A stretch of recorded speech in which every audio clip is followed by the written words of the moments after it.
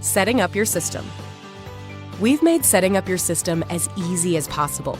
In fact, in just 3 simple steps, you'll be up and running. Let's dive in.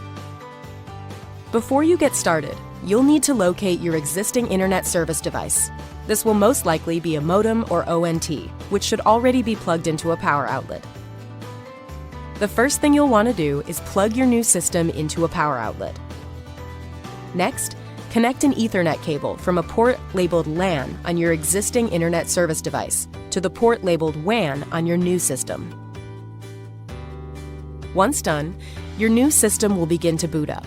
This may take a few minutes. When completed, the LED light bar on the system will be illuminated, letting you know that the internet connection has been established. Finally, it is recommended that once the system is up and running, if your existing internet service device has Wi-Fi built in, that you turn off the Wi-Fi on that device. If you have a separate internet router connected to your internet service device, you can simply unplug and remove it. And just like that, you're ready to go. Thanks for watching.